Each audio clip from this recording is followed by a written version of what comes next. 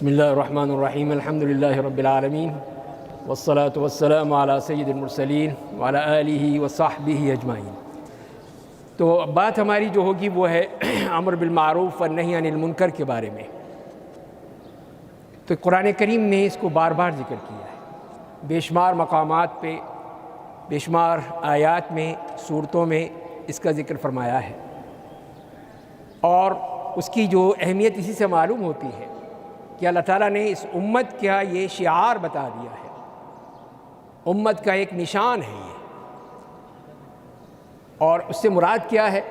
مراد یہ ہے کہ امر بالمعروف، نیکی کا حکم۔ نیکی وہ ہے کہ جو کہ جتنی بھی اطاعات ہیں، جتنی بھی طاعتیں ہیں، جتنے بھی نیک کام ہیں، چاہے وہ دین کے لحاظ سے ہوں، اخلاق کے لحاظ سے ہوں، آداب کے لحاظ سے ہوں، سب وہ اسی معروف میں آ جاتے ہیں۔ تو اس کا حکم دینا، اس کو بتانا، کوئی غلط کام کر رہا ہے تو اس کو تنبیہ کر دینا، یہ امر بالمعروف ہے۔ دوسری بات جو ہے وہ نہی عن المنکر، کہ جو بری باتیں ہیں ان سے روکنا ہے۔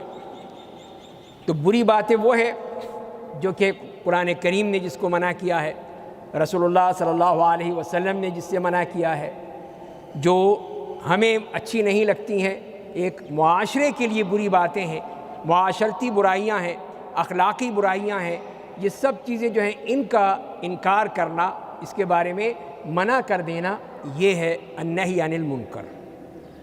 تو قرآن کریم میں جیسے کہ ہم دیکھتے ہیں کہ اس میں بے شمار آیات جیسے میں نے عرض کی ہیں، اور اس میں اسی بات کی طرف توجہ دلائی گئی ہے، جیسے فرمایا کہ سورہ آل عمران میں فرمایا کہ کنتم خیر امۃ اخرجت للناس تأمرون بالمعروف وتنہون عن المنکر وتؤمنون باللہ، کہ تم بہترین امت ہو۔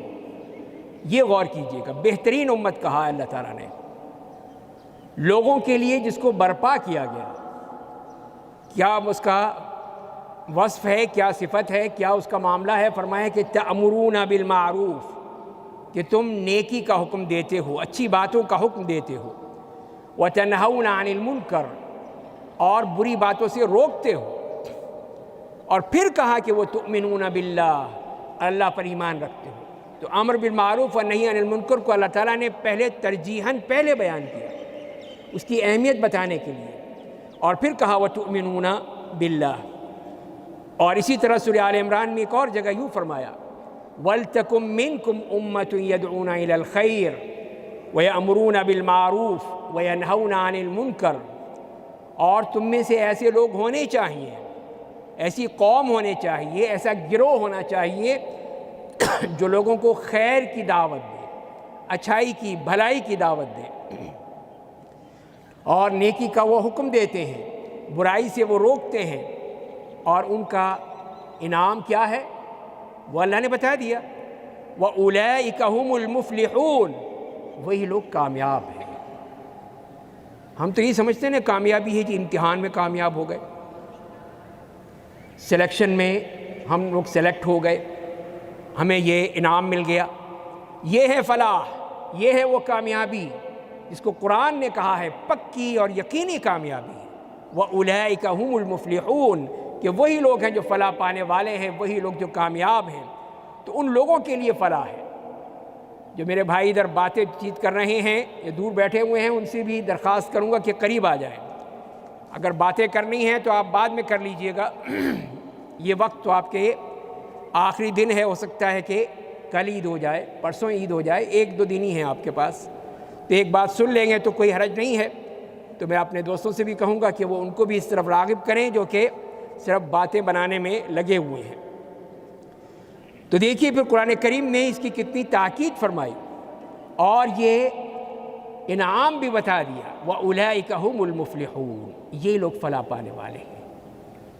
اور پھر نبی کریم صلی اللہ علیہ وسلم نے کیا فرمایا؟ آپ کی یہ حدیث ہے، ہر شخص کو پڑھتا ہے، سمجھنے کی کوشش کرتا ہے، کہ آپ نے فرمایا کہ مَنْ رَأَى مِنْكُمْ مُنْكَرًا فَلْيُغَيِّرْهُ بِيَدِهِ، کہ جو بھی کسی بری بات کو دیکھتا ہے تو اس کو چاہیے کہ اپنے ہاتھ سے اس کو روک دے، اپنے ہاتھ سے اس کو بدل دے۔ دوسرا سٹیپ کیا ہے؟ اور فرمائیں کہ فَإِن لَّمْ يَسْتَطِعْ فَبِلِسَانِهِ، اگر ہاتھ سے نہیں روک سکتا ہے تو پھر زبان سے کہہ دے، زبان سے اس کے بارے میں بتا دے کہ یہ برا کام ہے، آپ یہ مت کیجئے، اس طرح مت کیجئے، جیسے میں کہہ رہا ہوں لیکن نہیں سنتے ہو، ٹھیک ہے میں نے اپنا فرض ادا کر دیا، لیکن لوگ اسی طرح باتوں میں لگے رہیں گے تو اپنا نقصان کریں گے، میں نے اپنا فرض ادا کر دیا۔ تو یہی وہ طریقہ ہے کہ ہم زبان سے کہہ دیں جو بھی ہے، لیکن جسے آگے ہم بات کریں گے کہ اس کا ایک طریقہ ہے، یہ نہیں ہے کہ لٹھ مار کے اس کو ذرا آنکھیں دکھا کے یا ڈنڈے مار کے، نہیں، ایسا نہیں ہے، اس کا ایک طریقہ ہے جو ہم بات کریں گے۔ تیسرا جو مرحلہ ہے وہ ہے فَإِن لَّمْ يَسْتَطِعْ فَبِقَلْبِهِ، اور اگر وہ زبان سے بھی نہیں کہہ سکتا تو اپنے دل سے برا جانے، دل سے اس کو برا جانے۔ وَذَلِكَ أَضْعَفُ الْإِيمَانِ، اور یہ ایمان کا سب سے کمزور ترین درجہ ہے کہ نہ ہاتھ سے روک سکتے ہو نہ زبان سے کہہ سکتے ہو، تو کم از کم دل میں تو برا جانو۔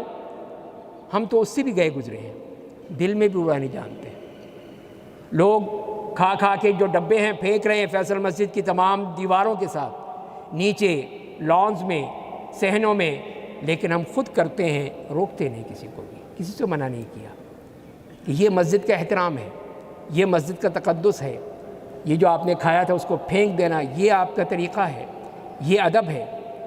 کتنے افسوس کی بات ہے کہ ہم جو ایک مسلمان ہیں جس کو ہمارے دین نے یہ اتنا بڑا اعزاز دیا کہ کنتم خیر امت، بہترین امت ہو، اور بہترین امت کا یہ حال ہو کہ ان کو مسجد کا بھی کوئی پرواہ نہیں ہے، نہ اعتکاف کی پرواہ ہے، نہ اس آداب کی پرواہ ہے، نہ اس اخلاق کے بارے میں کچھ پتہ ہے، صرف وہ یہاں پر کوئی تفریح کرنے آئے ہیں۔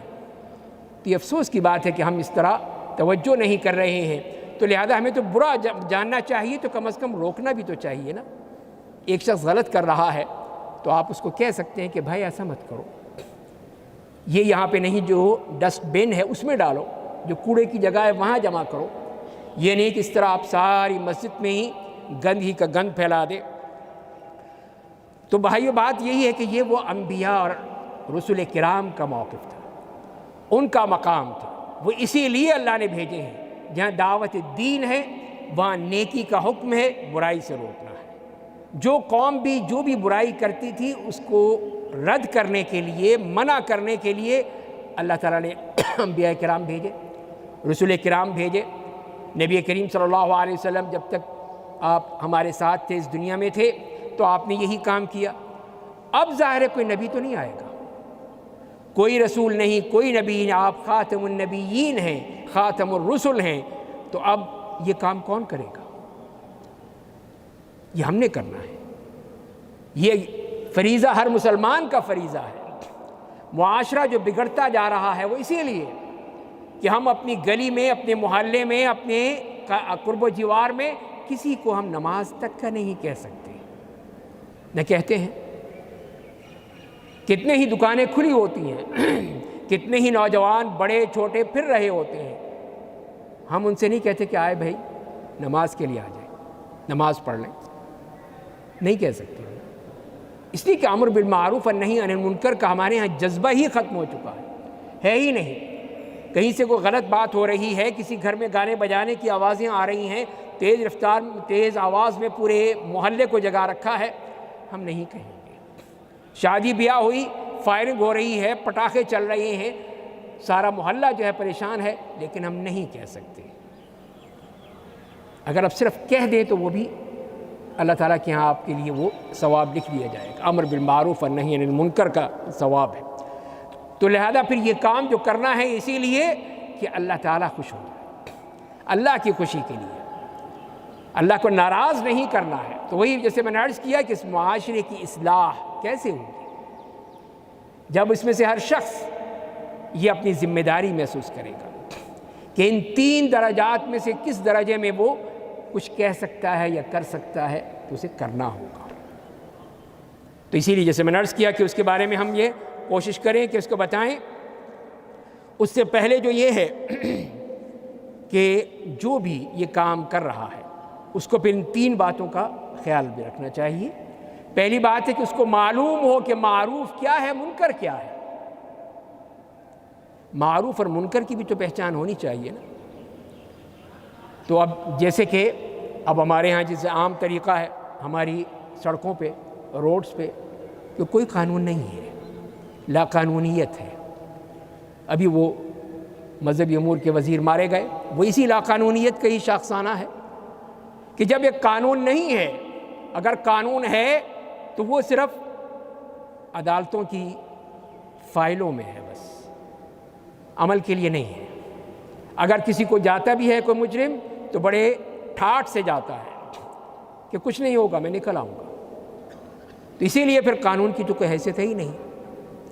تو یہی ہے کہ لاقانونیت اسی لیے بڑھتی ہے جب کوئی روک ٹوک نہیں ہوتی۔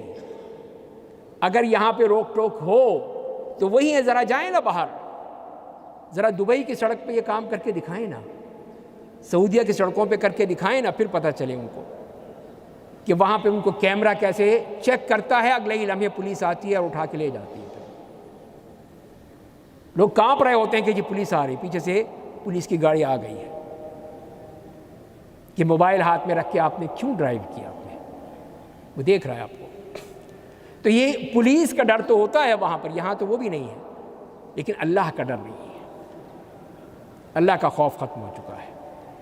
تو یہ وہ چیزیں ہیں جس کے بارے میں عرض کر رہا ہوں یا آپ کو کہ یہ علم ہونا چاہیے کہ معروف کیا ہے، منکر کیا ہے۔ اب جو وہ شخص، جیسے کسی کی مثال دیکھ لیجئے ٹریفک میں، کہ اس کو پتہ ہے کہ کچھ نہیں ہوگا، اس کو روکیں بھی، کہیں گے ساری زندگی ساری لوگ تو کر رہے ہیں، میں نے کر دیا تو کیا ہوا، میں نے اپنی موٹر سائیکل چڑھا دی اس کے اوپر، فٹ پاتھ کے اوپر، تو پھر کیا ہوا، سارے تو کر رہے ہیں۔ اس لیے کہ ہمیں منکر کا پتہ ہی نہیں ہے، ہم اس کو منکر سمجھتے ہی نہیں ہیں، اپنا حق سمجھتے ہیں کہ مجھے یہ کرنا ہے۔ تو یہ چیزیں جو ہیں یہ بھی پہلے معلوم ہونا چاہیے کہ معروف کیا ہے اور منکر کیا ہے۔ جس چیز کے بارے میں آپ کوئی اچھی بات کہہ رہے ہیں، کیا واقعی وہ اس قابل ہے کہ وہ کہی جائے، یا منکر وہ چیز جو بری ہے، کیا واقعی وہ منکر ہے کہ اس کو روکا جائے، اس کا علم ہونا چاہیے۔ اور دوسری بات یہی ہے کہ نرمی کے ساتھ، رفق، اور نبی کریم صلی اللہ علیہ وسلم یہی فرمایا ہے، ما کان الرفق فی شیء الا زانہ، کہ رفق، نرمی جس چیز میں ہے اس کو وہ مزین کر دیتی ہے، خوبصورت بنا دیتی ہے، اور جس چیز سے اس کو نکل جائے تو اس کو بدصورت بنا دیتی ہے۔ تو یہی نرمی کے ساتھ، اخلاق کے ساتھ، محبت کے ساتھ، بڑے اچھے طریقے کے ساتھ۔ کوئی نماز پڑھ رہا ہے، غلط پڑھ رہا ہے، غلط طریقے سے جلدی اٹھک بیٹھک کر رہا ہے، تو آپ اسے آرام سے کہہ سکتے ہیں کہ میرے بھائی نماز کا ایک طریقہ ہے، آرام سے پڑھیے، سکون سے پڑھیے، جلدی مت پڑھیے، اس لیے کہ وہ نماز قبول نہیں ہوتی، اللہ تعالیٰ اس کے منہ پہ دے مارتا ہے۔ جیسے تو نے مجھے برباد کیا، نماز ہی کہتی ہے، جیسے تو نے مجھے برباد کیا، اللہ تجھے برباد کرے۔ اسی لیے پھر آپ اس کو اچھے طریقے سے سمجھا دیجئے بھائی کہ نماز اس طرح نہیں پڑھتے، جلدی نہیں کرتے، ٹھہر کے پڑھتے ہیں، رکوع ہے، اس کے بعد پھر اٹھنا ہے، پھر سجدہ کرنا ہے، تو یہ سب چیزیں آرام سے ہوں، سکون سے۔ یہ ہے رفق، یہ اچھی بات، اس کی مثالیں آئیں گی تو وہ اگر ہم کریں گے تو پھر دیکھیے وہ ضرور آپ کی بات سن لے گا، ضرور آپ کی بات سنے گا۔ آپ نے کوئی ڈنڈا نہیں مارا، آپ نے کوئی گالی نہیں دی، آپ نے کوئی اس کو دھمکی نہیں دی، بلکہ آپ نے پیار سے سمجھا دیا، بڑا ہو چھوٹا ہو کوئی بھی بات ہے، پیار کے ساتھ، سختی نہیں۔ تو یہی ہے کہ امر بالمعروف میں سختی کی اجازت بالکل نہیں ہے، جو بات ہے وہ آرام و سکون سے کہی ہے اور نرمی سے کہی ہے، سختی سے نہیں۔ اور تیسری بات یہ ہے جیسے کہ قرآن نے بھی کہا کہ وَاصْبِرْ عَلَىٰ مَا يَقُولُونَ وَاهْجُرْهُمْ هَجْرًا جَمِيلًا، صبر کرنا ہے۔ اگر آپ کو کوئی برا بات بھی کہہ دیتا ہے تو آپ کیجئے ٹھیک ہے، جزاک اللہ، بس آپ آگے سے جواب مت دیجیے۔ کچھ لوگ نہیں برداشت ہوتا ان سے کہ کوئی ان کو کہے کہ اللہ تعالیٰ کہہ رہے ہیں نبی کریم سے، یا ایھا النبی اتق اللہ، اے نبی اللہ کا خوف کیجیے۔ ہم کسی کو کہہ دیں اچھا تم مجھے کہتے ہو، مجھے کہہ رہے ہو تمہیں، وہ آگے سے اور آپ کے پیچھے پڑ جائے گا۔ تو لہذا پھر ایک داعی کا، ایک امر بالمعروف اور نہی عن المنکر کرنے والے کا پھر یہ فریضہ یہ ہوگا کہ صبر کرے، برداشت کرے۔ انبیاء کرام نے کیا کچھ نہیں سنا، لوگوں نے ان کو پتھر مارے، جوتے مارے، گالیاں دی، تانے دیے، خود نبی کریم صلی اللہ علیہ وسلم جب طائف تشریف لے گئے تھے کتنا آپ کے ساتھ انہوں نے بدتمیزی کا سلوک کیا، لیکن آپ نے ان کے لیے بد دعا تک نہیں کی، بلکہ وہ فرشتہ آیا، جبریل علیہ السلام تشریف لائے کہ یا رسول اللہ یہ دیکھیے یہ پہاڑوں کا فرشتہ یہ موجود ہے، آپ اس کو حکم دیجئے یہ جو آپ کہیں گے وہ کر دے گا۔ وہ فرشتہ حاضر ہوا، یا رسول اللہ آپ بتائیے حکم دے دیجئے، میں دونوں پہاڑوں کو ملا دوں، اس وادی میں جو کوئی سب مر جائیں گے، ختم ہو جائیں گے، نیست و نابود ہو جائیں گے کہ انہوں نے آپ کے ساتھ یہ سلوک کیا۔ تو قربان جائیے کہ نبی کریم صلی اللہ علیہ وسلم نے کیا کہا، یہ نہیں کہا کہ نہیں ان کو مار دو، نیست و نابود کر دو، ختم کر دو، یہ سب بدماش ہیں، نہیں، بلکہ آپ نے کہا کہ ہو سکتا ہے کہ اللہ تعالیٰ ان کی نسلوں میں سے اچھے لوگ نکال دے۔ یہ ہے داعی کا جذبہ، داعی کا طریقہ صبر ہے، برداشت ہے، انتقام نہیں ہے، انتقام نہیں لیتا، کسی سے انتقام نہیں لیتا۔ تو یہ ہے طریقہ کہ ہم یہ تین باتیں سامنے رکھیں گے، ایک تو یہ کہ اس کا علم ہونا کہ معروف کیا ہے، منکر کیا ہے، نمبر دو یہ ہے کہ نرمی کے ساتھ، نمبر تین ہے کہ اگر کوئی مشکل آ جائے تو پھر ہم نے صبر کرنا ہے، وہاں پہ کوئی ڈنڈے نہیں چلانے، کوئی مار پیٹ نہیں کرنی ہے۔ اب آئیے پھر اسی حدیث کی طرف جو شروع میں نے عرض کی تھی کہ آپ صلی اللہ علیہ وسلم نے فرمایا کہ جس نے بھی کوئی منکر دیکھا ہو تو اس کو اپنے ہاتھ سے بدلے، نہیں کر سکتا ہے تو زبان سے کہہ دے، نہیں کر سکتا ہے تو دل میں برا جانے۔ تو یہ تین مرحلے بتائے ہیں۔ تو پہلی بات آگے دیکھ لیجئے کہ ہاتھ سے بدلنے کا، وہ کس کے لیے ہے؟ وہ ہے جس کے پاس پاور ہے، حکومت کے پاس پاور ہے، وہ بدل سکتی ہے۔ آپ کو گھر میں آپ کو پاور حاصل ہے، آپ کے بچے کو غلط کام کرتے ہیں آپ سختی سے منع کر سکتے ہیں کہ سارا دن بیٹھے ٹی وی دیکھتے رہتے ہو، موبائل میں لگے رہتے ہو، نہ اپنی تعلیم کی فکر ہے، نہ نماز کی فکر ہے، نہ کوئی اور کام کرنا ہے، صرف موبائل ہی موبائل چل رہا ہے، آپ روک سکتے ہیں، اس سے چھین سکتے ہیں، لے سکتے ہیں، زبردستی اس سے لے سکتے ہیں، اسے منع کر سکتے ہیں اس لیے کہ آپ کے پاس پاور ہے۔ لیکن اگر پڑوسی کا بچہ اگر کر رہا ہے تو آپ کے پاس پاور نہیں ہے، اس لیے کہ اس کا باپ اس کو موجود ہے، وہ تو خود کہ تم کون ہوتے ہو، جسے ہمارا طریقہ ہے۔ تو لہذا پھر ہاتھ سے پھر وہی بدلے گا جس کے پاس وہ طاقت ہے، قوت ہے، جس کو وہ نافذ کر سکتا ہے، اس کے پاس ہے۔ تو لہذا اس کو حق ہوگا کہ وہ پھر اس کو بدلے۔ تو جو بھی ہے اس میں اگر حکومت کرتی ہے، عدالت کرتی ہے، یا کوئی شخص اپنی ذاتی حیثیت میں اپنے گھر میں کرتا ہے تو یہ اس کو کرنا چاہیے، اس لیے کہ وہ ہاتھ سے کرنے کی طاقت رکھتا ہے۔ لیکن اگر آپ دوسرے لوگ کہیں پہ، جیسے ہمارے یہاں ہوئی غلطیاں کہ جی وہ چلے گئے لوگوں کے گھروں میں گھس گئے کہ یہاں پہ جو غلط کام ہو رہا ہے، تو آپ کسی کے گھر میں گھس کے نہیں مار سکتے اس کو۔ کسی کی دکان پہ کوئی چیز ہے تو آپ کہیں کہ اس کو مارو، جسے ہمارا طریقہ ہے، ذرا سی بات ہے فوراً آپ عدالت کے پاس جائیے، قانون کو بتائیے کہ یہاں غلط کام ہو رہا ہے۔ تو یہ طریقہ ہے جو کہ اللہ نے بتایا، اللہ کے رسول صلی اللہ علیہ وسلم نے بتایا ہے۔ تو لہذا پھر کسی کو نہیں ہے کہ وہ قانون اپنے ہاتھ میں لے اور پھر کہے کہ نہیں میں نہیں چھوڑوں گا اس کو، نہیں، آپ کو حق نہیں دیا گیا، حق صرف قانون کو ہے، عدالت کو ہے۔ ایک مسلمان ملک میں ہے تو وہاں پر وہ جو عدالت فیصلہ کرے گی کہ یہ شخص اس کا مستحق ہے یا نہیں ہے کہ اس کو سزا دی جائے، تو وہ کام کرے گی، آپ کا نہیں کہ آپ سزا دینے لگیں، آپ کسی چور کو پکڑیں اور چور کا ہاتھ کاٹ دیں، آپ کو حق نہیں ہے۔ تو یہی ہے کہ اس طرح کی ہر چیز کے بارے میں ایک نظام ہے، ایک قانون ہے، ایک شریعت ہے اللہ کی، اس کے مطابق چلیں گے تبھی ہم صحیح معنی میں اس کو نافذ کر سکیں گے۔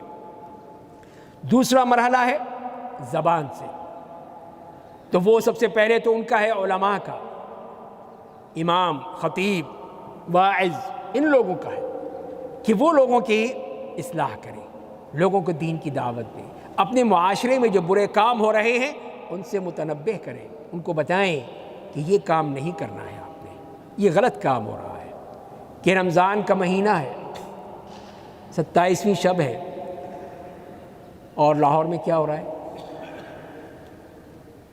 جی بتائیے، یہ T20 میچ ہو رہا ہے، یہ دیکھیے، یہ منکر ہے کہ نہیں ہے؟ کہ لوگوں کو ہم نے مسجد میں لانا ہے، لوگوں نے عبادت کرنی ہے، لیکن جی میچ رکھا ہوا ہے 25ویں شب کو 27ویں شب کو، تاکہ کوئی عبادت نہ کرے، سارے اسٹیڈیم میں آ جائیں، باقی سب لوگ جو ہیں اپنی اسکرینوں کے سامنے بیٹھ جائیں، تو یہ ہے منکر۔ تو یہاں پر ظاہر ہے ہم نہیں روک سکتے، یہ تو حکومت کروا رہی ہے، تو وہاں پہ پھر ہمارا ہے کہ ہم بولیں، ائمہ کرام بولیں، واعظان بولیں، خطباء حضرات بولیں، وہ بتائیں کہ یہ غلط کام ہو رہے ہیں، کیوں تباہ کر رہے ہو قوم کو، قوم پہ عذاب کیوں آتے ہیں؟ اسی لیے جب اس قسم کے حکمران آ جائیں جو قوم کو تباہ کر رہے ہوں، قوم کو اللہ سے، اللہ کے رسول سے دور کر رہے ہوں، تو پھر تباہی آتی ہے۔ ذرا دیکھ لیں قریب میں کتنے ہی ملک ایسے تباہ ہو رہے ہیں، اس لیے کہ اللہ تعالیٰ ظالم نہیں ہے۔ پچھلی قوموں کا بھی پڑھ لیجئے کہ اللہ تعالیٰ کا جو فیصلہ ہوتا ہے وہ ہو کر رہتا ہے۔ وَإِن تَتَوَلَّوْا يَسْتَبْدِلْ قَوْمًا غَيْرَكُمْ ثُمَّ لَا يَكُونُوا أَمْثَالَكُمْ، اگر تم منہ پھیر لوگے تو میں پھر دوسری قوم لے آؤں گا اور تمہاری طرح نہیں ہوں گے۔ پھر کہاں گئی وہ سپر پاور جو تھی پہلے؟ رومی طاقت تھی، کہاں چلی گئی؟ ایرانی طاقت تھی، وہ کہاں چلی گئی؟ قیصر و کسریٰ کہاں تھے؟ فرعون و قارون اور حامان کہاں گئے؟ اللہ تعالیٰ نے سب صاف کر دیا ہے، یہ اللہ کا قانون ہے۔ تو وہ کئی سو سال کے بعد اس کی تبدیلی ہو جاتی ہے۔ پھر تو یہی اگر مسلمان بھی نہیں مانیں گے تو اللہ بھی پھر ان کے ساتھ پھر وہی کرے گا، اس قوم کو تباہ کر دیتا ہے۔ شام اور عراق اور لبنان کا حال دیکھ لیجئے جا کے، نہیں ہے تو ان کے حالات پڑھ لیجئے کہ وہ قومیں تباہ ہو چکی ہیں۔ اسی لیے کہ جو اللہ کو چھوڑ دے، اللہ کے رسول کو چھوڑ دے، کہ ہر قسم کی اوریانی، فحاشی، بے حیائی، بدکاری، بدکرداری وہ انہوں نے پال لی تھی، اب بھی جو کر رہے ہیں ان کا حشر بھی یہی ہوگا، چاہے وہ کہیں ہوں، کسی بھی مقدس ترین مقام پر بھی ہوں، لیکن اللہ کو نہیں مانیں گے، اللہ کے رسول کی بات نہیں مانیں گے، تو وہی حشر ہوگا جو اللہ نے کہہ دیا ہے، چاہے وہ کہیں بیٹھے ہوں۔ اس لیے کہ اللہ کے ہاں کوئی چہیتا لاڈلا نہیں ہے، اللہ کے ہاں وہی ہے کہ جو اللہ کے احکام پر چلتا ہے، وہ ہے اللہ کا بندہ، اللہ اس کی سنتا ہے، اس کی مدد کرتا ہے۔ اور من حیث القوم، جو قوم بھی غلط طریقے پہ جاتی ہے اس کی تباہی پھر مقدر ہو جاتی ہے۔ تو تیسرا جو ہے پھر وہ، تو دوسرا میں جیسے میں نے بتایا کہ علماء کا، وعاظ کا، دعات کا، داعی حضرات کا، ان کا یہ فرض ہے کہ وہ اپنی زبان سے کہیں، بتائیں لوگوں کو یہ غلط کام ہو رہے ہیں، اس کے بارے میں متنبہ کریں۔ اور تیسرا پھر آ جاتا ہے کہ دل سے برا جاننا، کہ دل سے برا ماننا ہے، اور وہی جیسے میں نے عرض کیا کہ وہ سب سے کمزور درجہ ہے، اور اس سے مراد یہی ہے کہ دل سے برا جاننے کا کہ اس کی ہمیں نفرت ہو، اس سے ہمیں نفرت ہمارے دل میں پائی جائے کہ یہ کام ہو تو رہا ہے لیکن میں کچھ نہیں کر سکتا، تو اس کا بغض، اس کی نفرت وہ ہمارے دل میں موجود ہو کہ ہم نے یہ کام نہیں کرنا ہے، اور کوشش کرنی ہے کہ لوگوں کو بچانے کی کوشش کریں، لیکن یہ بغض ہوگا تبھی تو آپ اس کو برا جانیں گے، یہ نفرت ہوگی تبھی تو برا جانیں گے، لیکن اگر نفرت ہی نہیں ہے، احساس ہی ختم ہو چکا ہے، وہ طے ہو رہے تھے مجھے کیا، جہاں خسمن خان منو کی، اگر ہم یہی سمجھتے رہے تو ٹھیک ہے، پھر معاشرہ دیکھ لیجئے، سارے خسمانوں کھا رہے ہیں۔ تو یہی چیز ہے میرے بھائیوں کہ ہم نے جب برا ماننا بھی چھوڑ دیا ہے، برا نہیں مناتے اس کو، ہونا ہے تو ہونے دو، خود ہی مانے جائیں گے، تو یہ تو طریقہ نہیں ہے۔ اسلام یہ نہیں سکھاتا کہ تم یہ سمجھتے ہو کہ تم ٹھیک ہے۔ بعض ایک روایت اس طرح آتی ہے کہ اللہ تعالیٰ نے حکم دیا ایک بستی کو ختم کرنے کا، تو فرشتوں نے کہا کہ اللہ اس میں ایک اچھا بندہ بھی ہے، نیک بندہ بھی ہے، بڑی باتیں کرتا ہے، بہت عبادت گزار ہے، وہ بھی تو موجود ہے۔ کہا کہ اسی سے شروع کرو پہلے، اس لیے کہ کبھی بھی اس کی پیشانی پہ کوئی بل نہیں آئے لوگوں کو دیکھ کے، کبھی اس نے نہیں سوچا کہ یہ بستی والے کیا کر رہے ہیں، وہ صرف اپنی مسجد میں، اپنی خانقاہ میں بیٹھا رہا، باہر نہیں نکلا، تو پہلے اسی سے شروع کرو، اس کو ختم کرو اور پوری بستی کو تباہ کر دو۔ تو یہ ہے اللہ تعالیٰ کا معاملہ کہ صرف عبادت سے کام نہیں چلے گا، نہیں، باہر نکلنا ہوگا، لوگوں کو بتانا ہوگا کہ یہ بری بات ہے، یہ برا کام ہے، یہ برے اعمال ہیں، اسی لیے پھر وہ اس کے لیے پھر جب بغض پیدا ہوگا اس گناہ سے، اس برائی سے، اس کی مثال ہی دیکھ لیجئے کہ ہمارے ہاں جو لباس پہنتے ہیں آج کل خاص طور پہ، جی ہم پوری ہندوستان کی کاپی کرتے ہیں. عورتیں تو کرتی ہی ہیں، وہ ننگا لباس پہنیں گی تو یہ بھی پہنیں گی. ہمارے مرد بھی جو ہماری جو بہترین لباس جو ہمیں دیا پورے پاکستان میں پہنا جاتا ہے، چاہے پنجاب میں ہو، بلوچستان میں ہو، KPK میں ہو اور سندھ میں ہو، سب ایک بہترین لباس پہنا، انتہائی ساتر لباس ہے. عربوں سے بڑھ کر یہ ہمارا لباس ساتر ہے. اس کو چھوڑ کے وہی آپ بمبئی کا اور کلکتے کا اور حیدرآباد اور دہلی کے پجامے پہن رہے ہیں، ان کا لباس پہن رہے ہیں، اس لیے کہ ہم نے اس کو سمجھا ہی نہیں برا کہ یہ فیشن ہے. فیشن ہے تو لہذا پہنو اس کو. اب عید پہ دیکھ لیجئے گا کہ معلوم ہے کہ سارے کے سارے جو ہیں وہ کوئی دلی سے آیا ہے، لکھنؤ سے آیا ہے یا حیدرآباد سے آیا ہے. میں نے پوچھا بھی آپ کہاں سے تشریف لائے ہیں آپ، کہ وہی بالکل وہی آپ نے وہ کرتا پہن رکھا ہے، وہی پاجامہ ہے، ویسی ہی ٹوپی ہے، کہ حیدرآباد سے آئے ہیں، بمبئی سے، کلکتے سے، الہ آباد سے، کہاں سے آئے ہیں؟ نہیں جی میں تو اتھے دہی ہوں. تو ظاہر ہے کہ پھر وہ تقلید ہی ہوئی نا، ایک چیز برا مانتے ہی نہیں. ہم نے یہ ہے کہ ہم نے ہر چیز جو امپورٹ ہے اس کو لازمی استعمال کرنا ہے، اس لیے کہ ہماری اسی سے محبت ہے، ہمارا اسی سے تعلق ہے. ہم یہ نہیں دیکھتے کہ اللہ نے کیا کہ اللہ کے رسول نے کیا کہا ہے، لیکن ہم اسی پہ ہیں کہ اس کی نقل اتار لیں. تو لہذا جو گناہ کی بات ہے، معصیت ہے، برے اخلاق ہیں، بری باتیں ہیں، ان سے نفرت، یہ ہے ایک مسلمان کا شعار کہ اس میں. تو قرآن کریم نے جہاں پر یہ بھی کہہ دیا ہے، اب اس میں دیکھ لیجئے کہ جب ہمیں حکم دے دیا گیا کہ یہ دونوں کام تم نے کرنے ہیں، نیکی کرنی ہے، گناہ چھوڑنے ہیں. اور اگر کوئی شخص گناہ گار ہے بھی تو اس کا پہلا فرض یہی ہے کہ وہ گناہ چھوڑ دے. گناہ چھوڑے، خود کر رہا ہو اور دوسروں کو تلقین کر رہا ہو، یہ انتہائی غلط بات ہے. قرآن نے یہی کہا ہے، أَتَأْمُرُونَ النَّاسَ بِالْبِرِّ وَتَنْسَوْنَ أَنفُسَكُمْ وَأَنْتُمْ تَتْلُونَ الْكِتَابَ أَفَلَا تَعْقِلُونَ، کہ تم لوگوں کو نیکی کا حکم دیتے ہو اور اپنے آپ کو بھول جاتے ہو. نہیں جی میں تو بڑا مولوی ہوں، بڑا عالم دین ہوں، شیخ الاسلام ہوں، میں تو یہ ہوں، میں وہ ہوں، مجھے کیا ضرورت ہے، یہ تو ان لوگوں کو ضرورت ہے بس. نہیں، قرآن کہہ رہا ہے کہ نہیں، اپنے آپ کو مت بھولو. وَتَنْسَوْنَ أَنفُسَكُمْ وَأَنْتُمْ تَتْلُونَ الْكِتَابَ، تم قرآن کریم کو، کتاب کو پڑھتے ہو، جانتے ہو، پھر بھی تم نہیں مانتے تو تم سب سے بڑے مجرم تم ہو. اسی لیے اللہ تعالیٰ کے ہاں جب وہ 3 آدمی پیش کیے جائیں گے، 3 آدمی، ایسی دہلا دینے والی وہ حدیث ہے کہ جس میں نبی کریم صلی اللہ علیہ وسلم نے فرمایا کہ سب سے پہلے جو لوگ پیش ہوں گے اللہ کے حضور کون ہوں گے؟ سب سے پہلے وہی ایک مجاہد جس نے جہاد کیا، وہ آئے گا. اللہ تعالیٰ پوچھے گا کہ میں نے تو یہ نعمتیں دی تجھے، یہ دیا، وہ دیا، تو نے بتا تو نے کیا کیا؟ کہا کہ یا اللہ میں نے تو اپنی جان بھی قربان کر دی تھی، جہاد کیا تھا، قتال کیا تھا.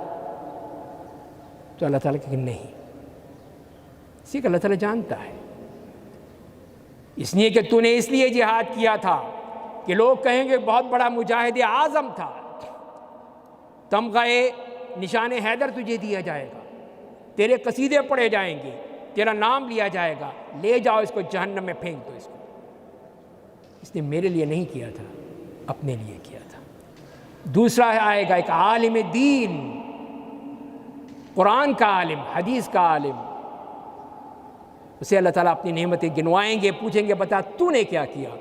کہا کہ اللہ میں نے سب کچھ کیا، تیرے دین کو پہنچایا، خطبے دیے، واعظ دیے، یہ کیا، وہ کیا، سب کچھ کیا. تو اللہ تعالیٰ فرمائیں کہ نہیں، تو نے اس لیے کہا کہ تجھے لوگ شیخ الاسلام کہیں، تجھے اس لیے کیا کہ تو تیرے نعرے لگائیں، تجھے اس لیے کیا کہ تیری فوٹو ہر جگہ، ہر اخبار میں، ہر سوشل میڈیا پر چلے. بڑا شوق ہوتا ہے لوگوں کو کہ ہمارا بھی نام آنا چاہیے. آج کل تو ہر ایک کے پاس کیمرہ تو موجود ہی ہے نا، اپنی فوٹو لے کے لگا دو. ہمارے مشکل یہی علماء کو بڑا شوق ہے اس بات کا، بڑے جتن کرتے ہیں کہ پہلا نمبر میرا، لاؤ جی فوٹو لاؤ میری. تو یہ بتائیے اللہ تعالیٰ یہی کہیں گے لے جاؤ اس کو بھی جہنم میں پھینک دو. اس لیے اس نے میرے لیے نہیں کیا، اپنے لیے کیا تھا۔ تیسرا شخص ایک مالدار، پیسے والا، دولت والا، اللہ تعالیٰ اس کو بھی اپنی نعمتیں بتائیں گے کہ دیکھو میں نے تجھے کیا کیا نہیں دیا، تو نے کیا کیا؟ کہا کہ اللہ میں نے کوئی جگہ نہیں چھوڑی جو تو نے حکم دیا تھا وہاں خرچ نہ کیا ہو۔ اتنے لنگر خانے کرا دیے، اتنی پناہ گاہیں بنا دی، اتنے لوگوں کو کھلا دیا، اتنی عورتوں کی شادیاں کرا دیں، اتنے یتیموں کو پال دیا، اتنے یہ کر دیا وہ کر دیا۔ کہا کہ جھوٹ بولتا ہے، جھوٹا ہے تو نے اس لیے نہیں کیا تھا، بلکہ اس لیے کیا تھا کہ تیرا نام آئے گا۔ اور ہمارے سیاستدان کس لیے کرتے ہیں؟ کہ ان کو ووٹ ملے گا۔ کوئی درد نہیں ہے ان کو آپ کا، ان کو درد صرف اپنے دل کا درد ہے کہ یہ کرسی ملے گی کہ نہیں ملے گی۔ تو اللہ تعالیٰ اسے بھی کہیں گے لے جاؤ اس کو جہنم میں پھینک دو، اس لیے کہ اس نے میرے لیے نہیں کیا تھا، یہ صرف دکھاوے کے لیے تھا، الیکشن کے لیے تھا، ووٹ حاصل کرنے تھے اس نے۔ تو یہ ہے میرے بھائیوں کی اصل چیز کہ لوگوں کو اپنے آپ کو بھول جاتے ہیں۔ تو اپنے آپ کو بھولنا نہیں ہے، بلکہ ہم نے وہ عمل کرنا ہے جو دوسروں کو کہہ رہے ہیں، خود نمونہ بننا ہے۔ تو نبی کریم صلی اللہ علیہ وسلم جو اسوہ حسنہ تھے، نمونہ تھے ہر چیز میں، صحابہ کرام جو خود نمونہ تھے ہر چیز میں، یہ نہیں کہتے تھے کہ تم کرو میں نہیں کرتا، نہیں۔ تو اصل چیز یہی ہے ایک داعی دین کے لیے کہ وہ پھر خود نمونہ بنے لوگوں کے لیے۔ اور اسی میں پھر یہی ہے کہ ہم چیز جب کہتے ہیں اس کا مطلب ہرگز نہیں ہے کہ ہم کسی کی برائیاں جو ہیں پھیلاتے پھریں کہ یہ دیکھو جی اس کو تو نماز پڑھنی نہیں آتی، یہ دیکھو یہ کیا کام کرتا ہے، روزے رمضان ہے روزے ہی نہیں رکھتا، اس کے گھر میں تو یہ ہو رہا ہے، اس کے گھر میں وہ ہو رہا ہے۔ نہیں، یہ غلط بات ہے، ہمیں اس سے منع کیا گیا۔ جبکہ نبی کریم صلی اللہ علیہ وسلم یہ فرمایا کہ وَمَن سَتَرَ مُسْلِمًا سَتَرَهُ اللَّهُ فِي الدُّنْيَا وَالْآخِرَةِ، جس نے بھی کسی مسلمان کی پردہ پوشی کی، پردہ ڈال دیا اس کے اوپر، تو پھر اللہ تعالیٰ کیا کریں گے؟ دنیا میں اس کے اوپر پردہ ڈال دیں گے اور آخرت میں ہی پردہ ڈال دیں گے۔ کتنا بڑا احسان ہے، کتنا بڑا اعزاز ہے اللہ کی طرف سے۔ لیکن ہم نہیں، ہم تو بریکنگ نیوز چلاتے ہیں، دے دو کہ یہ دیکھو اس نے یہ کیا، اس نے یہ کیا، اس نے یہ کیا، اس نے یہ کیا۔ یہ طریقہ ہے لوگوں کے عیوب بیان کرنا، لوگوں کی غلطیاں کرنا، لوگوں کے اسکینڈل اچھالنا، نہیں، یہ غلط بات ہے۔ تو یہ امر بالمعروف میں نہیں آتا، اس لیے کہ اس سے جو نقصان ہوگا وہ کیا ہوگا کہ ایک تو سب سے بڑی دشمنیاں پیدا ہوں گی کہ اچھا یہ میری بارے میں باتیں کرتا ہے، ایسی کی تیسی میں چھوڑوں گا نہیں اس کو، دشمنی پیدا ہو گئی، نہیں مانے گا وہ۔ دوسری بات یہ ہے کہ پھر لوگوں کے درمیان بھی یہ چیز پھیل جاتی ہے کہ اچھا یہ چیز بھی ہے، ہمیں بھی کرنی چاہیے، پھر ہم بھی یہ کام کریں۔ اس نے بھی اپنے گھر میں وہ گیس کھینچنے کے لیے یا پانی کھینچنے کے لیے موٹریں لگا رکھی، ہم بھی لگائیں۔ ایک برا کام ہو رہا ہے، جب سب کو پتہ چل گیا تو سب نے شروع کر دیا، تو اب نہ گیس کسی کو ملے گی، نہ پانی ملے گا، نہ بجلی ملے گی، اس لیے کہ ہم سب سے بڑے مجرم ہم خود ہیں۔ تو لہذا پھر ہم دیکھ لیجئے کہ نبی کریم صلی اللہ علیہ وسلم نے جہاں حکم دیا، لیکن وہاں پہ حکمت کے ساتھ بعض صحابہ نے کہا کہ بعض جو عمراء ہیں، کسی فوج کے ہیں یا کسی اور کام کے ہیں، ان کے بارے میں شکایت آئی کہ وہ نماز کو اس کے وقت سے دیر کر دیتے ہیں، مؤخر کر دیتے ہیں، نماز وقت پہ نہیں پڑھاتے، اس لیے کہ اس وقت تو یہی لوگ جو امام، جو لیڈر ہوتا تھا، جو کمانڈر ہوتا تھا، وہی امام بھی ہوتا تھا۔ تو یہ شکایت آ گئی، تو صحابہ نے کہا کہ افلا نقاتلہم، ہم ان کے خلاف قتال نہ کریں، قتال کر لیں، ان کے خلاف خروج کریں، جلوس نکالیں، بدنام کریں؟ کہا کہ نہیں، منع کر دیا۔ یہ چیزیں نہیں، قانون میں جیسے میں نے عرض کیا، قانون اپنے ہاتھ میں نہیں لینا۔ آپ نے فرمایا کہ لا ما اقاموا فیکم الصلاۃ، لا ما اقاموا فیکم الصلاۃ، نہیں، کسی بھی امیر، کسی سے حاکم کے خلاف نہیں نکلنا جب تک کہ وہ نماز پڑھ رہا ہے۔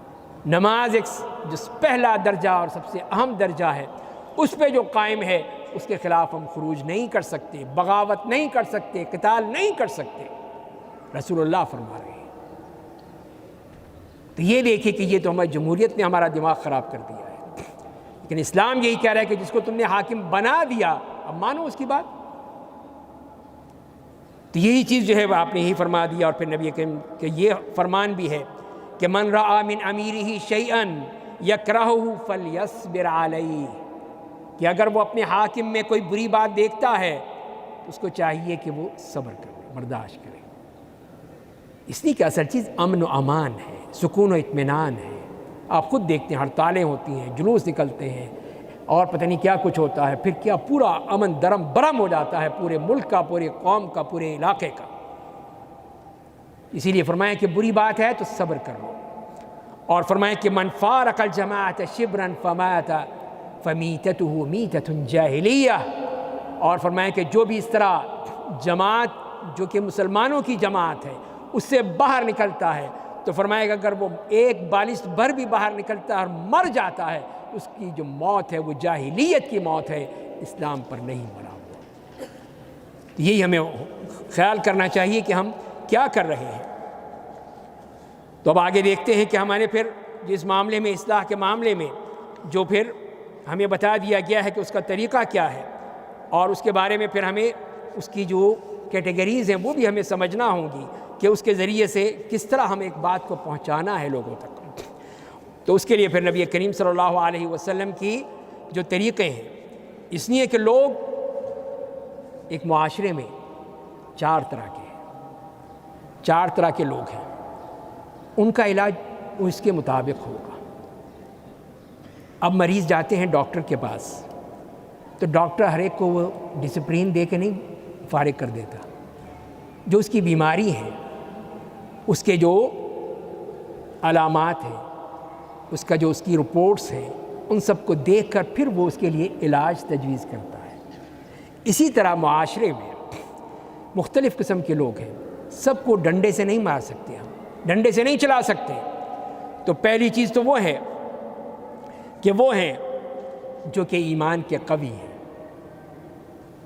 احکام جانتے ہیں وہ لوگ، لیکن غلطی کہو گے ان سے بھی غلطی ہو جاتی ہے، اس لیے کہ انسان ہے، کوئی فرشتے نہیں ہے کوئی بھی. تو وہ عالم بھی ہیں، ایمان بھی ہے، سب کچھ ہے. تو لہذا ان کے لیے کسی قسم کا عذر نہیں ہے، ان کو معاف نہیں کر دیا جائے گا کہ یہ نہیں جی یہ بہت بڑے علامہ ہیں. نہیں، ان کو سزا تو ضرور دی جائے گی. پڑھ لیجئے سورہ توبہ میں ان 3 صحابہ کا قصہ پڑھ لیجئے. وہ صحابہ کرام تھے، ایمان بھی تھا، علم بھی تھا، جانتے بھی تھے، سب کچھ تھا، لیکن جہاد سے پیچھے رہ گئے، غزوہ تبوک میں نہیں گئے. تو پھر کیا ہوا؟ اللہ تعالیٰ کی طرف سے حکم آ گیا ان کا بائیکاٹ کر لو، کوئی ان سے بات تک نہیں کرے گا. 40 دن کے بعد آیا حکم اپنی بیوی کو بھی بھیج دو گھر. کہا طلاق دے دوں؟ کہا نہیں طلاق نہیں دینی، بس گھر سے باہر بھیج دو. اتنی سختی، 50 دن بائیکاٹ. وہ بائیکاٹ جو دنیا نے کبھی دیکھا تھا، نہ دیکھا ہوگا، نہ دیکھیں گے. ایسا بائیکاٹ کہ پورے مدینے میں وہ چلتے پھرتے تھے، کوئی بات نہیں کرتا تھا ان سے. پڑھ لیجئے وہ حدیث میں سیدنا کعب ابن مالک وہ بڑی تفصیل سے بتاتے ہیں کہ کیا کچھ ہوا. باقی 2 حضرات تو گھر میں بیٹھے روتے رہتے تھے کہ یہ کیا ہو گیا ہمارے ساتھ. لیکن کعب ابن مالک نکلتے تھے، بازاروں میں جاتے تھے، کسی کو سلام بھی کرتے تھے تو سلام کا جواب تک نہیں دیتا تھا کوئی. اس لیے کہ اللہ کے رسول کا حکم یہی تھا کہ بائیکاٹ، یہ سزا دی گئی. تو اسی لیے یہ ذمہ داری ان کے اوپر ہے جو ایمان کا دعویٰ کرتے ہیں، علم کا دعویٰ کرتے ہیں. ان کی جو ہے سزا بھی سخت ہوتی ہے. اس کا نمونہ آپ دیکھ لیجئے.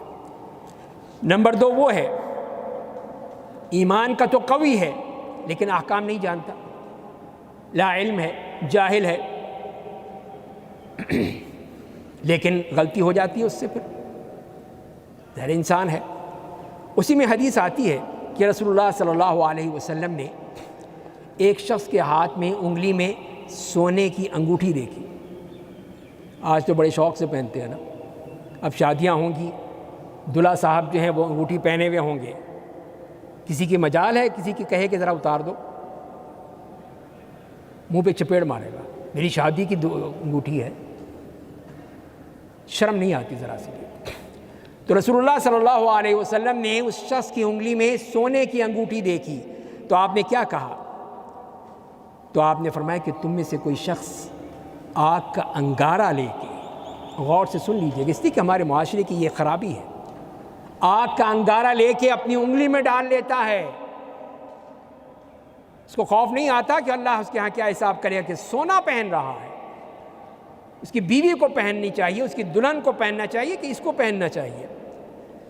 تو اس نے پھر جلدی سے اٹھا کے وہ پھینک دی۔ نبی کے قسم تشریف لے گئے تو لوگوں نے کہا کہ اٹھا لو، اب آپ تو چلے گئے ہیں۔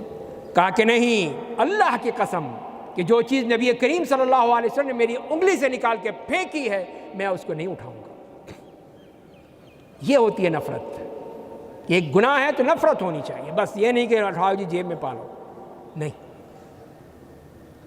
تو یہ دیکھیے کہ وہ پھر ایمان کا تو قوی تھے، صحابی تھے، لیکن حکم نہیں جانتے تھے، تو رسول اللہ نے بتا دیا ان کو۔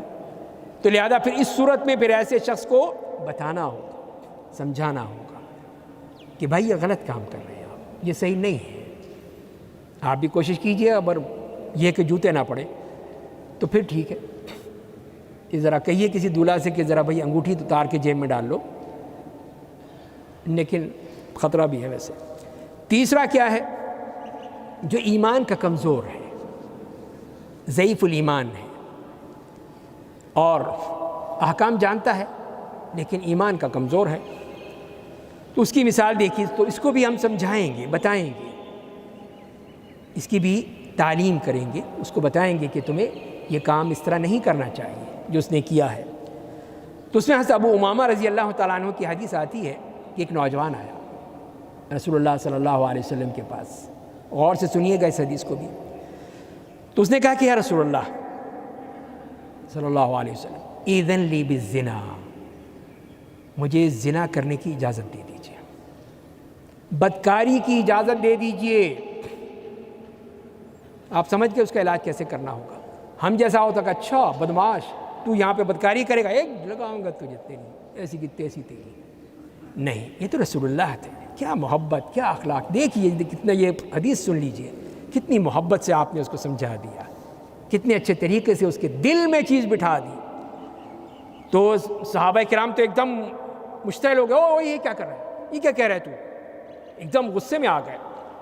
تو آپ نے کہا کہ نہیں، ٹھہرو، ایسی بات نہیں، آؤ میرے قریب آؤ، میرے بیٹے ذرا قریب آ جاؤ میرے۔ آپ نے کتنی محبت سے اس کو قریب کیا، اور جب قریب آیا آپ کے پاس بیٹھ گیا، آپ نے اس سے پہلا سوال کیا، اتحبہ لامک، کیا تم یہی چیز اپنی ماں کے لیے پسند کرو گے؟ کہا کہ نہیں، یہ تو کبھی ہو ہی نہیں سکتا، اللہ تعالیٰ آپ کو، مجھے آپ پر قربان کر دے، کبھی ہو ہی نہیں سکتا کہ میں اپنی ماں کے لیے پسند کروں۔ تو آپ نے فرمایا کہ اسی طرح لوگ اپنی ماؤں کے لیے بھی نہیں پسند کرتے، ظاہر ہے جس کے ساتھ کرو گے کسی کی ماں تو ہو سکتی ہے نا۔ تو پھر آپ نے پوچھا کیا تمہاری بیٹی ہوتی ہے تو بیٹی کے لیے پسند کرو گے؟ کہ نہیں یا رسول اللہ، یہ تو ہو ہی نہیں سکتا، میں آپ پر فدا ہو جاؤں، یہ تو نہیں ہو سکتا کہ میں اپنی بیٹی کے لیے پسند کروں۔ کہا کہ اسی طرح لوگ اپنی بیٹیوں کے لیے بھی نہیں پسند کرتے۔ معاشرہ تھا، نیک معاشرہ تھا۔ تیسری بات آپ نے کہی کہ کیا تم اپنی بہن کے لیے پسند کرتے ہو؟ کوئی بہن کے ساتھ، تمہاری بہن کے ساتھ، سگی بہن ہو، اس کے ساتھ کوئی بدکاری کرے؟ کہا کہ لا واللہ، نہیں یا رسول اللہ، نہیں ہو سکتا، میں آپ پر فدا ہو جاؤں، یہ ہو ہی نہیں سکتا ہے۔ تو آپ نے فرمایا کہ اسی طرح لوگ بھی اپنی بہنوں کے لیے پسند نہیں کرتے۔ تو پھر آپ نے پوچھا مزید، اس لیے کہ ڈوز ذرا کافی اچھی دینی چاہیے تھی، وہی آپ نے دی اس کو۔ آپ نے پوچھا کیا تم اپنی پھپھی کے لیے پسند کرتے ہو؟ تمہارے باپ کی بہن ہے، کیا اس کے لیے پسند کرو گے؟ کہا کہ نہیں یا رسول اللہ، لا واللہ، نہیں، وہ تو ہو ہی نہیں سکتا۔ تو اور میں آپ پر فدا ہوں، یہ بھی کہتا ہے بار بار۔ تو آپ نے فرمایا کہ اسی طرح لوگ بھی اپنی پھپھیوں کے لیے پسند نہیں کرتے۔ اور پھر فرمایا، پھر ایک اور ڈوز بھی دے دی، کیا تم اپنی خالہ کے لیے پسند کرتے ہو، اس کے ساتھ کوئی بدکاری کرے؟ کہا کہ لا واللہ، نہیں، یہ تو ہو ہی نہیں سکتا ہے، میں آپ پر فدا ہو جاؤں، یہ ہو ہی نہیں سکتا ہے۔ تو پھر آپ نے اپنا ہاتھ، اپنے دستہ مبارک اس کے دل پہ رکھا اور اس کے لیے دعا کر دی، اللہم اغفر ذنبہ وطہر قلبہ وحسن فرجہ، کہ اے اللہ اس کے گناہ معاف کر دے، اے اللہ اس کے دل کو صاف کر دے، اے اللہ اس کی شرمگاہ کی حفاظت فرما دے۔ تو پھر کیا نتیجہ تھا؟ پھر وہی تھا، پھر تو وہ صالحین میں شمار ہو گیا، پھر وہ کسی طرف دیکھتا بھی نہیں تھا، نظر اٹھا کے نہیں دیکھتا تھا کسی عورت کی طرف۔ تو دیکھ لیجئے کیسا بہترین طریقہ تھا کہ نبی کریم صلی اللہ علیہ وسلم نے، اس کا ایمان ذرا کمزور تھا، اس کے ایمان کو آپ نے ایکسلریٹ کر دیا، اور بڑھا دیا اور بڑھا دیا اور اونچا پہنچا، اتنا اونچا پہنچا دیا کہ اب اس کے لیے گناہ کرنا ناممکن تھا کہ وہ یہ گناہ کرے، سوچنا تو دور کی بات ہے، وہ کرے گا بھی نہیں کبھی۔ یہ ہے نبی کریم صلی اللہ علیہ وسلم کا طریقہ کار ایسے لوگوں کے لیے کہ ایمان بہت کمزور ہو چکا تھا، اس کے ایمان کو آپ نے اپ گریڈ کر دیا۔ چوتھا نمونہ بھی دیکھ لیجیے، وہ کون ہے کہ ایمان بھی نہیں ہے، احکام بھی نہیں جانتا، جاہل آدمی ہے، ایمان بھی بہت کمزور ہے۔ تو اس کے لیے پھر کیسے کیا نبی کریم صلی اللہ علیہ وسلم نے کہ آپ جسے انس فرماتے ہیں کہ ہم لوگ مسجد میں موجود تھے اور نبی کریم صلی اللہ علیہ وسلم بھی تشریف فرما تھے کہ ایک بدو آیا، ظاہر کچی مسجد تھی، کوئی پکی مسجد، کوئی اس پہ ماربل تو لگے ہوئے نہیں تھے، کچی مسجد تھی، ایک بدو آیا، وہیں پہ ایک طرف بیٹھ کے پیشاب شروع کر دیا، پیشاب کرنا شروع کر دیا۔ اب صحابہ کرام بھاگے دوڑے، یہ کیا کر رہا ہے، یہ پکڑو اس کو، مارو، یہ کون ہے بدماش، مسجد پلید کر دی، خراب کر دی۔ تو نبی کریم صلی اللہ علیہ وسلم نے کیا کہا کہ نہیں، ابھی پیشاب کر رہا ہے تو اب تم اس کو روکو گے، یہ پیشاب روکے گا یا تو پھیلا دے گا، پورے علاقے میں پیشاب ہی پیشاب ہو جائے گا۔ ٹوٹی تو کھل گئی نا، تو ظاہر ہے کہ پھر جگہ پیشاب ہی ہو جائے گا، اب کیسے روکے گا تو اس کے لیے مصیبت، پھر وہ کئی مسئلہ بن جائے اس کے مسانے میں۔ تو آپ نے کہا نہیں، ٹھہرو، کرنے دو اس کو، اب جو کر دیا اس نے، شروع کر دیا کام، تو اب کرنے دو اس کو، پھر مت روکو۔ اور پھر جب وہ فارغ ہو گیا تو پھر آپ نے بلایا، آؤ میرے پاس آؤ، اور اسے کہا کہ یہ جو مسجدیں ہوتی ہیں نا، اس کام کے لیے نہیں ہوتی، اس میں کوئی اس قسم کی پیشاب پخانہ ہے، گندگی ہے، یہ چیزیں اس مسجدوں میں نہیں ہوتی، مسجدیں پاک صاف ہوتی ہیں۔ تو ان کو تو اللہ تعالیٰ نے بنایا ہے اپنے ذکر کے لیے، اللہ کے ذکر کے لیے بنائی گئی ہیں، نماز ہے، تلاوت قرآن ہے، عبادتیں ہیں، اطاعتیں ہیں، یہ اس کام کے لیے ہیں، یہ اس کام کے لیے نہیں ہوتی کہ تم یہاں پہ گندگی کرو، یہاں پہ آ کے پیشاب شروع کر دیا تم نے۔ اور پھر آپ نے ایک صحابہ میں سے ایک صحابی کو کہا کہ لاؤ پانی کی بالٹی لاؤ اور بہا دو، اس کے پیشاب پہ بہا کے اس کو پاک کر دو جگہ کو۔ تو دیکھ لیجئے کہ شخص جاہل تھا، بدو تھا، تو نہیں کہ اس کو ڈنڈے ماریں، اس کو مار کے اس کو وہیں پہ کچومر نکال دیں اس کا، نہیں، یہ طریقہ نہیں ہے، بلکہ طریقہ یہی تھا جو رسول اللہ نے اپنایا، حکمت کے ساتھ اس کو نصیحت کی، اس کو بتایا کہ یہ مسجد اس کام کے لیے نہیں ہے۔ تو میرے بھائیو، یہاں سے یہ مناسبت بھی آ گئی کہ آپ بھی اس مسجد کا خیال رکھیں، مسجد کی صفائی کا خیال رکھیں۔ اور پھر قرآن نے ہمیں یہی کہا کہ ادع الی سبیل ربک بالحکمۃ والموعظۃ الحسنہ وجادلہم باللتی ہی احسن، کہ تین طریقے بتا دیے ہیں کہ لوگوں کو اللہ کے دین کی دعوت دینی ہے، نیکی کا حکم دینا ہے، لیکن کس طرح؟ حکمت کے ساتھ، سمجھ بوجھ کے ساتھ، بصیرت کے ساتھ، ڈنڈے کے ساتھ نہیں۔ اور دوسری بات والموعظۃ الحسنہ، اچھی نصیحت کے ساتھ، اس کے ساتھ ہم دیں گے تو وہ چیز جو ہے وہ کامیاب ہوگی، وہ پھر اصل ہدف تک پہنچ جائے گی۔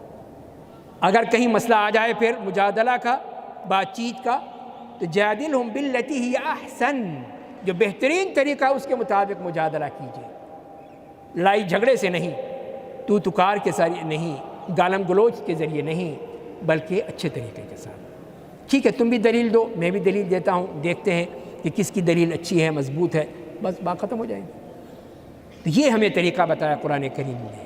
تو اسی لیے پھر اس لیے کہ یہ دین امن و امان کا دین ہے، سلامتی کا دین ہے، محبت کا دین ہے، آپس میں رواداری کا، حلم کا، معاف کر دینے کا، درگزر کرنے کا دین ہے، لڑائی جھگڑے کا دین نہیں ہے۔ تو میرے بھائیوں، یہ ہماری ہی خصلت ہے، ہم اس ملک میں ہیں، ہم اپنی جانتے ہیں خصلتوں کو کہ ہم برداشت نہیں کرتے۔ تو یہ ہمیں حوصلہ پیدا کرنا ہوگا کہ ہم کسی کی برائی دیکھیں تو اچھے طریقے سے اس کو منع کر دیں، اس کے منکر کا ازالہ کرنے کی کوشش کریں۔ مار پیٹ لڑائی جھگڑا فساد قتل و غارت نہیں، یہ چیزیں نہیں، اسی سے ہم بدنام بھی ہوتے ہیں اور نقصان بھی ہوتا ہے۔ اللہ تعالیٰ ہمیں صحیح معنی میں امر بالمعروف اور نہی عن المنکر کرنے کی توفیق عطا فرمائے تاکہ اس معاشرے کی اصلاح ہو جائے، یہ معاشرہ جو ہے وہ صحیح راستے پہ چل سکے، اس کے لیے پھر ہمیں اس کے لیے کام کرنا ہوگا۔ تو لہذا پھر یہ ضرورت ہے ہمارے تمام مسلمانوں کی تاکہ اس معاشرے کو بچا سکیں، ورنہ اگر معاشرہ تباہ ہو گیا، اللہ تعالیٰ ناراض ہو گیا تو پھر بتائیے کیا ہوگا۔ تو اسی لیے اس کو بچانے کے لیے کہ جس کی مثال نبی کریم صلی اللہ علیہ وسلم نے اس کی بہترین مثال دی ہے، کہ آپ نے فرمایا کہ ایک مثال یہ دی کہ ایک سمندر میں ایک کشتی جا رہی ہے اور اس کشتی میں لوگوں نے قرآن اندازی کی، اور اس میں کچھ لوگوں کو اوپر جگہ ملی عرشے پر، کچھ لوگوں کو تہہ خانے میں جگہ ملی۔ اب کیا ہوتا تھا، جو تہہ خانے والے ہیں وہ اوپر جاتے تھے پانی بھرنے کے لیے، تو پانی گرتا تھا وہاں پہ، کیچڑ ہو جاتی تھی، وہ غصے ہوتے تھے، یہ دیکھو ہمارا سامان بھیگ گیا، ہمارے بستر بھیگ گئے، تم لوگ اب پانی لینے آ جاتے ہو، یہ ہے وہ ہے۔ تو تہہ خانے والوں نے سوچا کیوں نہ ہم اپنے حصے میں پیندے میں سوراخ کر لیں گے، وہیں سے ڈالیں گے، بالٹی پانی نکال لیں گے، کتنا اچھا کام ہے بتائیے۔ لیکن رسول اللہ نے یہی فرمایا اگر وہ لوگ ان کو نہیں روکیں گے تو خود بھی ڈوبیں گے، ان کو بھی سب ڈوب جائیں گے، اوپر والے بھی نیچے والے بھی سب ڈوب جائیں گے۔ یہ ہے اصل چیز کہ جب انکار منکر نہیں ہوتا تو پوری کشتی ڈوبتی ہے، پورا معاشرہ ڈوبتا ہے، سب تباہ ہو جاتا ہے۔ وہی ہمارے بھائی نے بات کی ہے کہ وہی ہاتھ میں قانون لے لینا، جیسے کہ سیالکوٹ کا واقعہ ہے، دوسرے واقعات ہوتے ہیں، تو یہ انتہائی خطرناک ہے، کسی صورت بھی جائز نہیں ہے کہ جو سمجھدار لوگ ہیں وہ روکیں ان لوگوں کو۔ اس قسم کی جو لوگ چاہتے ہیں کہ اس قسم کا کوئی مسئلہ پیدا ہو، لوگوں میں پینک پھیلے، لوگ لڑائی جھگڑا کریں، قتل و غارت ہو، یہ دشمن ہیں ہمارے معاشرے کے، ان کو روکنا ہے آپ نے۔ اس کا طریقہ قانون کا طریقہ ہے، قانون کے پاس جائے۔ وہ فیصل آباد میں ایک عورت نے دعویٰ کر دیا، رسول بن کے آ گئی، لوگ آ گئے، مارنا پیٹنا نہیں ہے، ایسی بات نہیں ہے، ٹھیک ہے آپ بتائیے، قانون موجود ہے، پولیس کو کہیے، وہ لے گئی، ٹھیک ہے، یہ اب قانون اپنا راستہ دیکھے گا خود۔ اس میں یہ نہیں ہے کہ ہم اس کو جوتے ماریں، اس کو پتھر ماریں، نہیں، یہ غلط بات ہے۔ اسی لیے پھر قانون کو اپنے ہاتھ میں لینا یہ امر بالمعروف نہیں ہے اور نہ ہی نہی عن المنکر ہے۔ دوسری بات ہے ایمان کو بڑھانے کے لیے موجودہ دور میں کیا طریقہ اپنایا جائے، تو ایمان جو ہے وہ بڑھتا ہی ذکر الہی سے ہے، اللہ کے ذکر سے، الا بذکر اللہ تطمئن القلوب، کہ اللہ کے ذکر سے پھر اطمینان قلب پیدا ہوتا ہے، دل مضبوط ہوتا ہے، ایمان بڑھتا ہے۔ تو یہ ذکر الہی آپ کی نماز میں ہے، آپ کی تلاوت میں ہے، آپ کے درود شریف پڑھنے میں ہے، آپ کی تسبیحات پڑھنے میں ہے، سب یہ ذکر الہی کے طریقے ہیں، ان کے ذریعے سے اپنے دل کو مضبوط کیجئے اور پھر اللہ کو یاد کیجئے۔ آپ کو یہ موقع ملا ہے یہاں پہ 10 دن کا، تو اسی تنہائی میں اللہ کو یاد کیجئے، اللہ تعالیٰ آپ کے دل کو بھی، آپ کے ایمان کو بھی مضبوط تر کر دے گا۔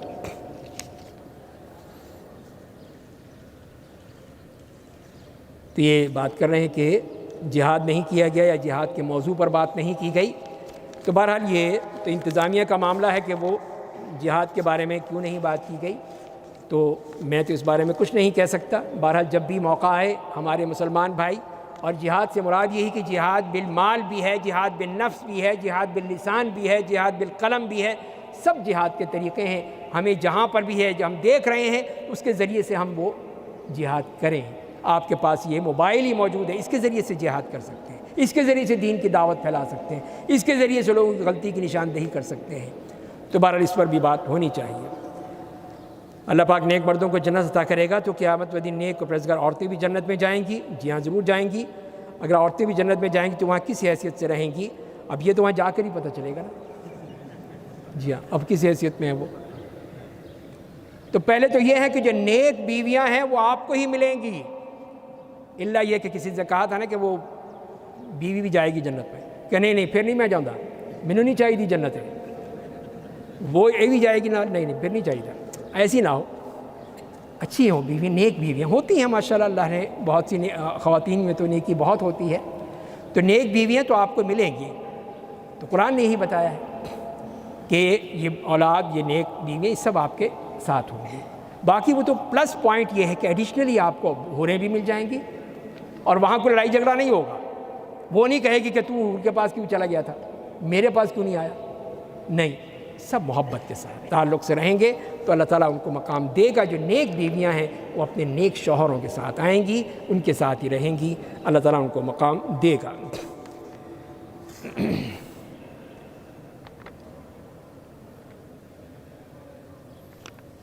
بہرحال یہ لمبا سوال کیا گیا ہے، معاملہ یہی ہے کہ جو ماں کی نافرمانی کسی صورت میں بھی نہیں ہونی چاہیے، کہ اگر کوئی بھی اولاد کوئی غلط کام کرتی ہے اور ماں روکتی بھی ہے تو پھر وہ اپنا ٹھکانہ دیکھ لے کہاں ہوگا، کہ جو ماں کی بات نہیں مانتا، اگر وہ کوئی اچھی بات کہہ رہی ہے، کسی بری بات سے روک رہی ہے اور وہ غلط کام کر رہا ہے، غلط قسم کی محفلوں میں بیٹھتا ہے، غلط قسم کی خواتین سے تعلق ہیں، تو پھر وہ اپنا ٹھکانہ بنا لے، تو اس کا ٹھکانہ پھر بہت برا ہوگا، جہنم میں ہی اس کو جگہ ملے گی، کس لیے کہ ماں کو بھی ناراض کیا، اللہ کو بھی ناراض کیا۔